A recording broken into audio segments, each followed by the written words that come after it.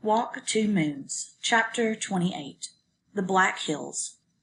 When we saw the first sign for the Black Hills, the whispers changed, and once again commanded, "Rush! Hurry! Rush!" We had spent too long in South Dakota. There were only 2 days left and a long way to go. "Maybe we should skip the Black Hills," I said. "What?" Gramps said. "Skip the Black Hills? Skip Mount Rushmore? We can't do that." "But today's the 18th. It's the 5th day." "Do we have a deadline someone didn't tell me about?" Gramps asked. "Heck, we all got all the time in the—" Gram gave him a look. "I just gotta see them Black Hills," Gramps said. "We'll be quick about it, Chickabiddy."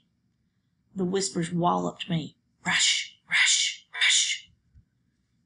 I knew we weren't going to make it to Idaho in time. I thought about sneaking off while Gram and Gramps were looking at the Black Hills.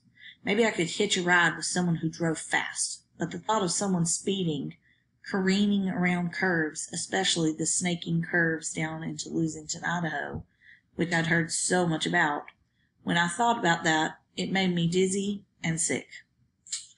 "Heck," Gramps said, "I ought to turn this wheel over to you, Chickabiddy. All this driving is making me crazy as a loon." He was only joking, but he knew I could drive. He had taught me to drive his old pickup truck when I was 11. We used to ride around on the dirt roads on our farm. I drove and he smoked his pipe and told stories. He said, "You're one good driver, Chickabiddy, but don't tell your mama I taught you. She'll thrash me half to death." I used to love to drive that old green pickup truck. I dreamed about turning 16 and getting my license. But then when Mama left, something happened to me. I became afraid of things I had never been afraid of before, and driving was one of those things. I didn't even like to ride in cars, let alone drive the truck. The Black Hills were not really black. Pines covered the hills, and maybe at dusk they looked black. But when we saw them midday, they were dark green. It was an eerie sight, all those rolling dark hills. A cool wind blew down through the pines, and the trees swished secrets among them.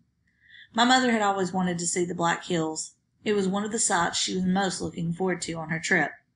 She used to tell me about the Black Hills, which were sacred to the Sioux Indians. It was their holy land, but white settlers took it as their own. The Sioux were fighting for their land today. I half expected Sioux to stop our car from entering, and the thing is, I would have been on his side. I would have said, "Take it. It's yours." We drove through the Black Hills to Mount Rushmore. At first we didn't think we were in the right place, but then jig bang, it was right before us. There, high up on the cliff face, were the 60-foot tall faces of Washington, Jefferson, Lincoln, and Teddy Roosevelt, carved right into the rock, staring somberly down on us.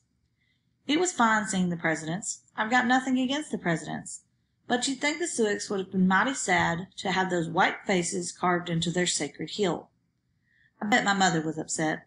I wonder why whoever carved them couldn't have put a couple of Indians up there too. Gram and Gramps seemed disappointed as well. Gram didn't even want to get out of the car, so we didn't stay long. Gramps said, "I've had enough of South Dakota. How about you, Chickabiddy? How about you, Gooseberry? Let's get a move on." By late afternoon, we were well into Wyoming, and I added up the miles left to go. Maybe we could make it. Just maybe. Then Gramps said, "I hope nobody minds if we stop at Yellowstone. It would be a sin to miss Yellowstone." Gram said, "Is that where Old Faithful is? Oh, I would love to see Old Faithful." She looked back at me. "We'll hurry. Why, I bet we'll be in Idaho by the 20th without any problems at all."